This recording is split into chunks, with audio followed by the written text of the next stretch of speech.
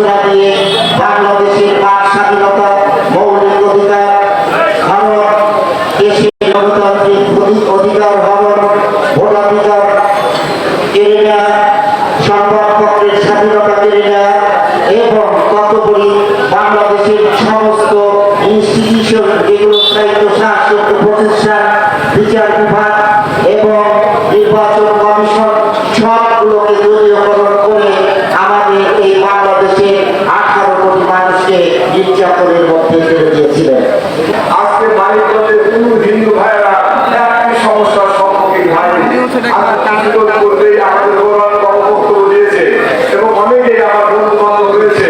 ইতিমধ্যে স্বরাষ্ট্রমন্ত্রী বলেছে বিগত 16 বছরে যারা অন্যায় করেছে, পুলিশকে অপকর্ম করেছে, আজকে পুলিশের অবস্থা সারা বাংলাদেশের ইতিহাসে নাই। থানা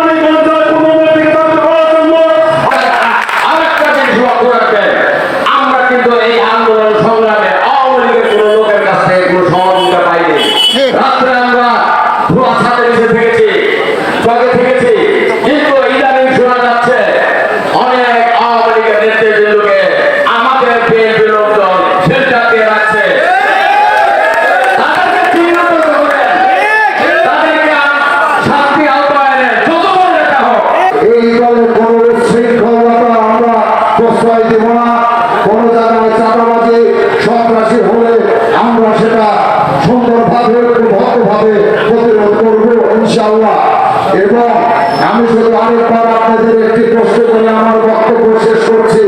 আপনারা খুনি হাসিনার বিচার চান? আপনারা খুনি হাসিনার ফাঁসি চান? আমাদের সঙ্গে মিলে এই সংগঠনটাকে আরো শক্তিশালী করতে পারি। আমাদের রাখবেন বাংলাদেশ হিন্দু খ্রিস্টান কল্যাণ ফ্রন্ট, এটা হচ্ছে বিএনপি সমর্থিত এই সংগঠন। যার সেক্রেটারি আমি রঞ্জিত বাবু সভাপতি হিসেবে দায়িত্ব পালন করছেন। আমরা আজ শুনি আমরা অনেক পেয়ে গেছি আমাদের বড় একটা দল, যেটাকে আগামী দিনে এই সাম্প্রদায়িক সম্প্রীতি বজায় রাখার জন্য এবং আমাদেরকে দিয়ে পেশাজীবীদের যে সমস্ত সমস্যা সেই সমাধান করার লক্ষ্যে আমাদের অবশ্য লক্ষ্যে কাজ করে যাচ্ছে সেই নেত্রী আফরোজা খান রিতা।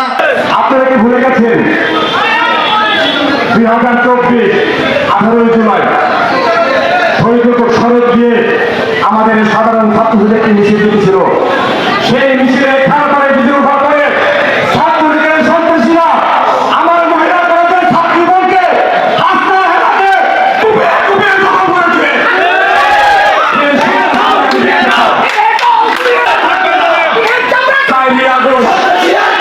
চারই আগস্ট যুবলীগের সন্ত্রাসীরা অবৈধ অস্ত্র নিয়ে মোহন গুলো চালিয়ে আমার সাধারণ জনতা গুলি চালিয়েছে। আমরা কিছু করতে চাই? আমরা জীবন্ত রক্ত আছে, জীবিত আছে এবং পরবর্তীতে ভবিষ্যতেও এদেরকে সন্তান চিহ্নিত করে যেখানে পাওয়া যাবে পাওয়া করে দেওয়া হবে। ইনশাআল্লাহ আমার নেতা আপনাদের নেতা পাবে, এটা আমরা সকলে ঐক্যবদ্ধ আছি। আপনারা ইনশাআল্লাহ ঐক্যবদ্ধ থাকবেন। আওয়ামী লীগের দোসররা যেমন মহিউদ্দিন, আপেল, বাশার, জাহির, আফসার সরকার, জাহিদ মালিক, জয়নাব জাহিদ, ইমন সুমন, যেসব হাজার হাজার কোটি টাকা লুটপাট করেছে তাদেরকে আইনের আওতায় এনে সেসব টাকা উদ্ধার করে মানিকগঞ্জে পাটুরিয়া একটি পদ্মা সেতু নির্মাণ করা হবে। ভৌগোলিকভাবে আমরা মানিকগঞ্জ শহরের পূর্ব পাশে আমাদের অবস্থান।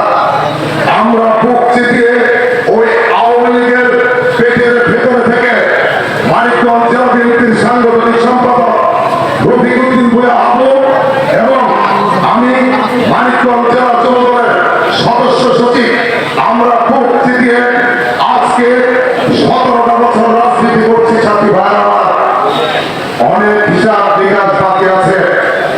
আমরা সারা জীবনই অন্যায়ের প্রতিবাদ করেছি। যে পরিমাণ বক্তব্য এবং উস্কানিমূলক বক্তব্য প্রদান করেছে, আমরা স্বাধীন হয়েছি। এই মানিকগঞ্জ জেলার গাজলে স্বাধীন হয়েছি। আমার নেত্রী আপনাদের ইচ্ছাবাদী কথা থাকতো আমরা তাদের থাকতে পারতাম না। কি বলে আমার নেত্রী যেন বড় একটা মন্ত্রণালয়ের দায়িত্ব পায়। এই বলে আমরা বক্তব্য শেষ করছি। সম্মানিত সভাপতি আজকে